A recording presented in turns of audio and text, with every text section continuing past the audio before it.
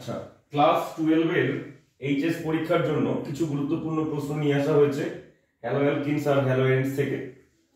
তো এগুলো হ্যালোঅ্যালকিনস হ্যালোএরিনস এর কোশ্চেন সমস্ত।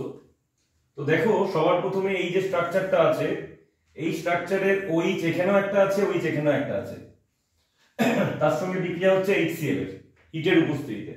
এবার এই যে OH-টা আছে, এই OH-টা রেজোনেন্স করতে পারে, মানে এখানে ডবল বন্ড ক্রিয়েট করে। তো আর এই OH-টা রেজোনেন্স করতে পারবে না, কারণ এখানে পরপর দুটো সিঙ্গেল বন্ড আছে। ভালো করে দেখো এটা।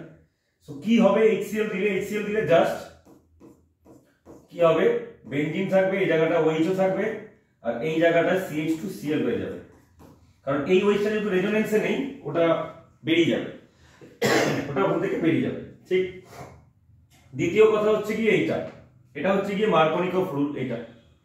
এখানে দেখো, এই কার্বনে একটা হাইড্রোজেন আছে আর এই কার্বনে কোনো হাইড্রোজেন নেই।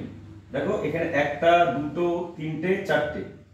তো কি হবে, মার্কোনিকফ রুল কি বলে, রিচ বিকাম রিচার। তার মানে এই কার্বনে যেহেতু একটা হাইড্রোজেন আছে, এই হাইড্রোজেনটা এখানে চলে যাবে। স্ট্রাকচারটা হবে এইরকম দেখতে, এই হাইড্রোজেনটা এখানে চলে যাবে, এখানে একটা অলরেডি হাইড্রোজেন ছিল, আরেকটা চলে আসবে এখানে, আর এখানে CH3, আর এখানে একটা I থেকে যাবে। সো এটা হচ্ছে প্রোডাক্ট। ঠিক আছে, সবথেকে ইম্পর্টেন্ট এইচএস এর জন্য এটা মার্ক করে নাও তোমরা।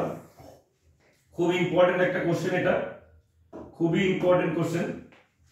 এখানে NO2 গ্রুপ আছে, NO2 গ্রুপের -I আর -R এফেক্ট থাকে। ঠিক, সেই জন্য এই বিআর গুলো এই পজিশন যেতে পারবে না, মেটা পজিশনে যাবে না। NO2 সাপেক্ষে সব মেটাতে যায়।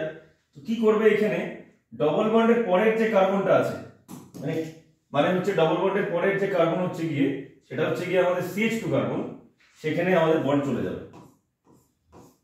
কি হবে, এখানে এরা NO2 থাকবে। কালিটা চেঞ্জ করি।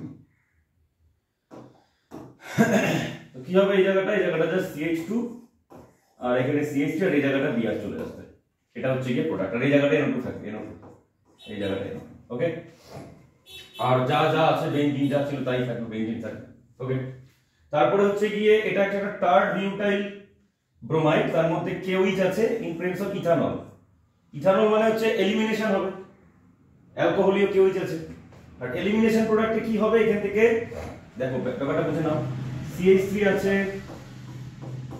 একটা H এভাবে তুলতে হবে, একটা CH3 এভাবে আছে, একটা Br এভাবে আছে। KOH এর OH-টা এসে এইটাকে এর মধ্যে তুলবে, এই বন্ডটা এখানে পড়বে, Br-টা বেরিয়ে যাবে। সো আলটিমেট প্রোডাক্ট আমরা কি পাবো, CH3, এখানেও CH3, আর এখানে পাবো CH2। ওকে, দেন এটাও দেখো, এটাও হচ্ছে গিয়ে একটা এলিমিনেশন রিঅ্যাকশন। এলিমিনেশন রিঅ্যাকশন হবে এখানকার যে H-টা আছে, দুটো H আছে, এটা কি করবে, এই যে মাথায় নেগেটিভ আছে, এইটা এখান থেকে তুলবে, এটা ফেলবে, এই Br-টা বেরিয়ে যাবে। কেন, কারণ এইটা বেশি স্টেবল স্ট্রাকচার হবে। এখানে আরেকটা প্রোডাক্ট হতে পারতো, এখানে যে হাইড্রোজেন গুলো আছে, সেই হাইড্রোজেন গুলো পড়তে পারতো, সেটাও বেরোতে পারতো। সেক্ষেত্রে তাহলে এরকম একটা প্রোডাক্ট আসতো।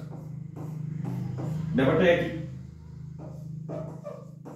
একই, দুটো জিনিস সেম, এই দুটোই সেমই জিনিস। ঠিক আছে, তো যেটা খুশি আঁকা যাবে। তারপরে হচ্ছে গিয়ে NaNH2, সোডামাইড আর অ্যামোনিয়া। এখানে সোডামাইডটা কি আছে, NH2 মাইনাস আকারে থাকে, এটাও এলিমিনেশন। কি হবে, এখানকার যে H গুলো